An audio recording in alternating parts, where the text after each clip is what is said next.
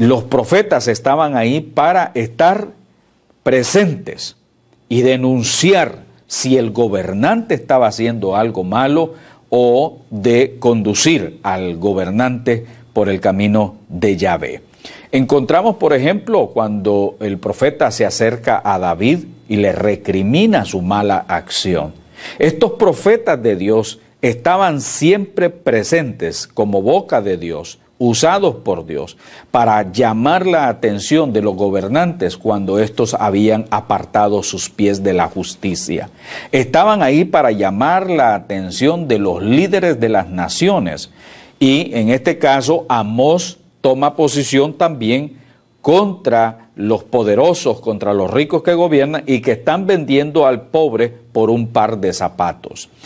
El gobernante está ahí para guiar la nación, el líder político está ahí para dirigir todo aquello que tiene que ser los sistemas educativos, los sistemas de alimentación para el pueblo, cómo se va a ordenar que alguien no saque ventaja. Los sistemas políticos están ahí y los políticos están ejerciendo su poder, pero los profetas estaban siempre presentes para señalar al político cuando él estaba haciendo un acto malo contra el pueblo, que lo estaba oprimiendo, lo estaba explotando para beneficio de ellos.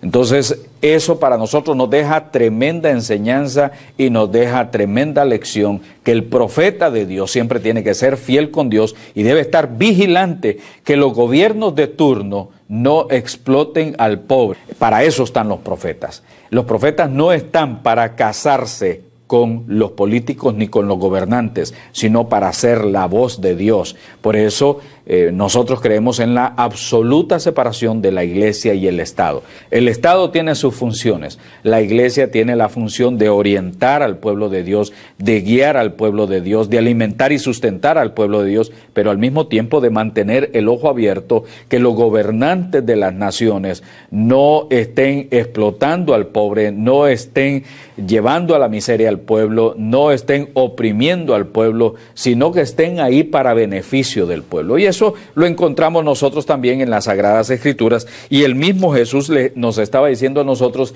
que los gobernantes se enseñorean de las naciones. El mismo Jesús, nuestro Señor Jesucristo, no hizo de lado la participación de los gobernantes en la historia. Es más, Él lo dijo, ellos están ahí para regir, ellos están ahí para gobernar, pero ellos están al mismo tiempo enseñoreándose de las naciones. Mas con ustedes no debe de ser así. Así es que encontramos en la Biblia también regulaciones para los que están en posiciones de gobierno, y se nos dice en la Escritura que ellos están para conservar la paz del pueblo. Así que, mi amado hermano, cuando usted analiza un pasaje bíblico, usted tiene que decir, vamos a ver cuál es la posición de este gobernante, de este monarca, y cuál es el rol del profeta, cuál es la situación que atraviesa el pueblo, cuáles son los beneficios que están obteniendo el pueblo o cuál es la opresión que el pueblo está sufriendo. Cuando usted analiza la Escritura, debe de pensar en todos esos elementos y si los gobernantes están actuando de acuerdo a la voluntad de Yahvé o si no lo están haciendo, y si los sacerdotes, los levitas o cualquier otro que está al servicio de Yahvé está al servicio de Yahvé o se está beneficiando de lo que estos están haciendo. Por ejemplo, cuando nosotros vemos el Sanedrín en el Nuevo Testamento, cuando usted ve el papel de los saduceos, de los escribas, de los fariseos, que son los que componían en ese tiempo lo que podríamos llamar el poder legislativo de Israel. Ellos ponen el Sanedrín y está con ellos el sumo sacerdote. Así es que ellos se constituyen en un poder político que necesita también de Roma por los militares que tienen Roma y por el poderío de Roma, y necesitan entrar también en contubernio con Herodes y con la guardia herodiana. no solamente son religiosos, mis amados hermanos. Para el que estudia la Biblia, para el que escudriña la Biblia, para el que va a los originales hebreo y griego, para el que ve todo eso, se da cuenta que el sistema político en el tiempo de Jesús es el que conmueve y se mueve para tratar de condenar a Jesucristo.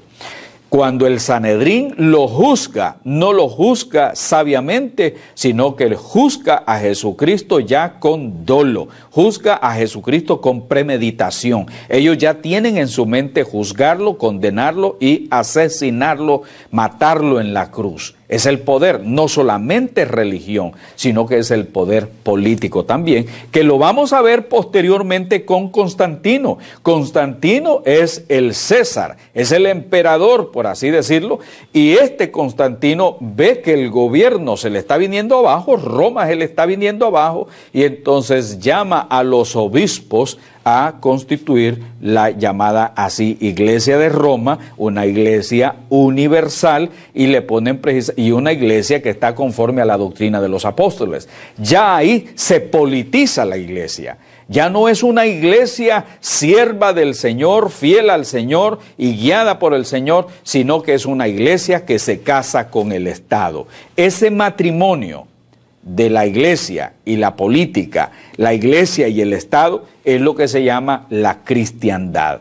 Ese es el tema que se lee en todos los libros de teología, usted lo puede encontrar, libros de historia, esa es la cristiandad, cuando el Estado se casa con la iglesia y la iglesia se vuelve la súbdita del Estado. Constantino fue el que transformó la religión, por así llamarla cristiana, fue el que influyó e introdujo toda una cantidad grande de paganismo que todavía hasta el día de hoy lo seguimos viendo. Este político era adorador del sol. Entonces, al abrigar al cristianismo, él quiere que todavía se siga adorando al sol y le hace a Jesús esa parte que lo ilumina en la parte de arriba como una especie de plato solar, que usted lo va a ver en todos los gráficos, en las artes, usted lo va a ver en los cuadros de pintura, que los dibujan a los apóstoles también con eso.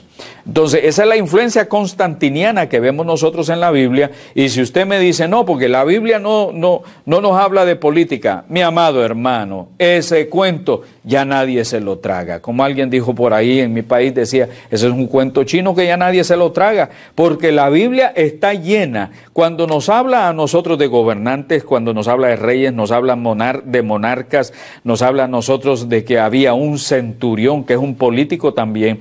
Cuando Jesús le dice a Herodes, díganle a esa zorra de una sola vez, ese término tan fuerte, es porque vemos en las Escrituras la política que existe. También podemos ver ya en el Apocalipsis, cuando se nos habla a nosotros de la bestia que surge. El Apocalipsis es el libro que contiene más política, más situaciones de política que cualquier otro. Se nos habla también del trono donde está sentado Satanás y que la iglesia está ubicada ahí en ese lugar, donde hay un extremo paganismo, pero donde también hay una tremenda influencia política. En el libro del Apocalipsis usted va a ver a la gran ramera cómo se vale de la religión y se vale también del Estado. Cómo la gran ramera entra en acción con los comerciantes de la tierra. Usted va a ver cómo la bestia que lleva el 666 entra para aparentar ser el libertador o el que va a dar la solución a los gobiernos de la tierra. La Biblia me muestra todo esto, pero como intérprete de la Biblia, en el momento que yo voy a estar estudiándola, yo debo, mi amado hermano, que ser consciente de todo esto y analizar las Escrituras desde esa perspectiva. Yo tengo que ver qué me dice la palabra de Dios en mi tiempo. Yo la analizo y al mismo tiempo tengo que ver qué me dice la palabra del Señor con relación a lo que sucede en el mundo, donde hay grupos de poder concentrado, a veces, y lo vemos en la mayor parte de la historia de la tierra, hay concentración también de maldad. Si usted lo quiere ver así, la política en el mundo ha dejado desastres, ha dejado millones de muertos. Usted se recuerda la historia de Jack el Destripador, que dijeron asesinó 12 mujeres y entonces todo el mundo ponía la atención en Jack el Destripador. Pero muy pocas personas ponen atención a los millones de millones que han sido asesinados en el mundo por gobiernos de turno. Hombres que han estado en el poder, que han sido tremendos políticos y que han sido también tremendos dictadores y que han dejado una estela de muerte. Por ejemplo, se nos habla a nosotros de los 6 millones que asesinó Hitler, pero Hitler había asesinado muchos más millones también de personas con relación a los homosexuales que mandaba a matar, a las prostitutas que mandó a matar, a los que eran de otras razas que mandó a matar, a personas de otras naciones que mandó a asesinar. Entonces, ponemos atención a Jack, pero no ponemos atención también a todos estos asesinos. Donde ha habido concentración de poder, también ha habido concentración de maldad. Como estudiante de la Biblia, usted tiene que ver qué es lo que está pasando en el mundo. Usted no debe de estar ajeno de la situación de Irak, de la situación de Irán, de la situación de Israel. No puede estar ajeno del papel de los Estados Unidos en el mundo, el papel de Europa en el mundo, cómo todo está convergiendo hacia el anuncio de la venida pronta del Señor Jesucristo. Los gobernantes se enseñorean de las naciones y usted lo puede ver a la luz de los periódicos, a la luz del internet, a la luz de las noticias. Cuando usted analice la Biblia, por favor ponga atención al papel político que esta también nos enseña y cómo nos habla a nuestros tiempos. Gracias por estar atendiendo este programa. Manténgase siempre en sintonía con nosotros.